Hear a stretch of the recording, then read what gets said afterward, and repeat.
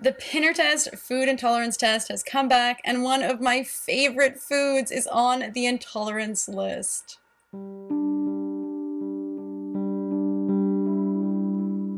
Hey there, it's Tara, and today I just received my Pinterest food intolerance results in my email. I'm a little bit nervous because what if I'm intolerant to like avocados or bananas or something like that? So crossing my fingers that I am not intolerant to any of my staple foods or any of my favorite foods. So I'm going to switch over to my computer view now to show you the results that I got. And stay tuned too for the end of the video because I have a discount code coming for you if you do want to try this food intolerance test for yourself. I'm not getting paid to do this, by the way. It's just something I think is really neat because knowledge is power.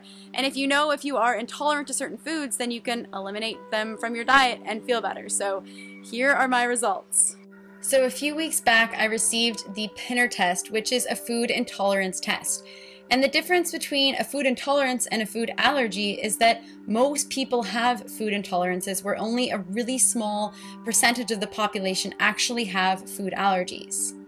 I received my Pinner test in the mail, and the next step was to prick my finger with the little needle that they gave me. Oh, I'm afraid of needles, I hate them, but I did it anyways. And so I pricked my finger, wiped it off with an alcoholic pad first, and then put the little drop of blood from my finger on the little pad that they give you. And then I closed it all up and sent it back to Pinner test so that I would get my results a couple weeks later. I find that I get questions all the time from people asking me what will work for their specific body, and the truth is that I can't know. You can't know unless you get tested and find out if you have a food allergy or a food intolerance. I scrolled down and the first thing that I noticed right away was corn. Well, you guys know that a couple of years ago, I had a bit of a problem with corn where I was eating a lot of frozen corn, fresh corn, and freeze-dried corn. And I actually gained 15 pounds from it. I did a video that was all about my intolerance to corn, so I didn't need a test to tell me that, but it is nice to know anyways. It didn't show any intolerances to meat or fish or seafood or anything like that. Not that I eat it, so that's not an issue. Or many veggies, except then I got to onions, green onions. Oh no, that means I have the highest level of food intolerance to green onions. This is going to be a new thing for me, starting to live without green onions because I really love green onions. You guys have seen in my videos, I put green onions in almost every single savory dish that I eat. Peas aren't really a problem. You can see that I have just a slight intolerance to peas. And I was so happy to find as I scrolled down that I don't have many intolerances to fruit. Really the only fruit that my body doesn't work well with or that I have an intolerance, a moderate intolerance to, is olives, which is fine because I think olives are gross anyway, so that is not a problem. Luckily, no nuts and seeds affect me that way either, so that's always good.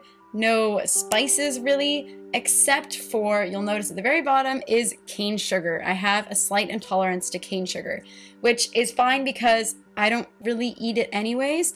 The only thing though, I hope they don't mean cane sugar juice because there's no way that I could ever give up that. It's so delicious. All right, you've seen my results now. So what do you think? What am I gonna do without green onions in my life?